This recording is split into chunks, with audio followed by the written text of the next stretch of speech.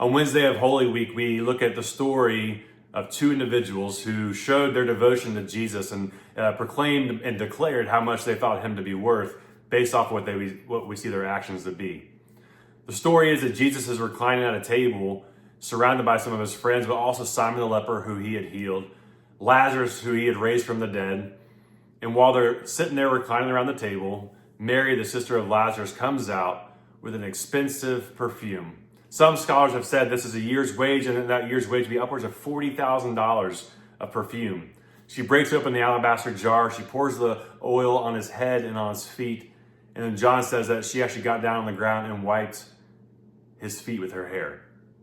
The disciples begin to murmur, and specifically we see Judas say, "What a waste. What a waste. Wouldn't this be better sold and given money to the poor?" But we know the story. He actually kept a common purse. He did not care about the poor. He was wanting money for himself. And we see this beautiful act of worship and devotion by Mary as she's showing Jesus that even the most expensive thing she has does not compare to what she has found in Jesus. She knows that his story is getting ready to end as he's getting ready to go to the cross, and she sees the shadow of the cross on him and on his life, and so she's actually preparing him for burial. Jesus even says so, that what she has done is to prepare me for my burial. The disciples cannot understand what is going on here, but the beauty is that she's willing to give everything. In her devotion to her Savior, she's willing to give everything to him. Right after this moment, after he goes on to say a bold statement that no matter where this gospel is preached, her story will be a part of it. Her story will be told. And look, 2,000 years later, we're still talking about not only the cross, we're talking about this woman who was showing an act of devotion.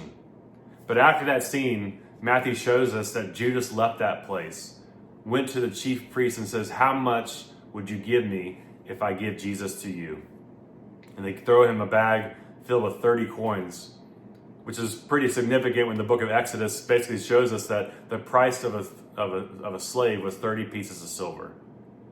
Judas was only concerned about himself. His main devotion lied only in what he got for himself. She gave everything away. He wanted to take everything for himself. It's a contrast, a clash of values, a clash of devotion. And as we sit back and think, where does this story bring us today? You have to ask yourself, where does your devotion lie? Where does your devotion lie? Where do you proclaim Jesus is worth to be? A long time ago, I read a book in ministry that changed my life, honestly.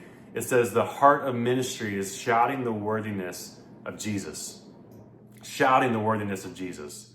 How much worth do we see in Jesus? The woman here, Mary, she saw the extreme worth, this extreme supremacy in him, that she was willing to break open this expensive item, this cherished possession of hers, and give it away in honor of him.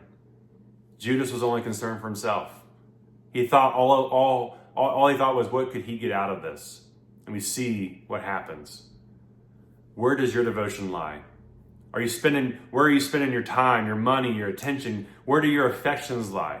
Is it in the things of this world? Is it in other people? Is it only in yourself? Or is it in the pure Son of God, who's worthy of all of our praise, all of our affections, all of our time, and our minds, who wants to make us new?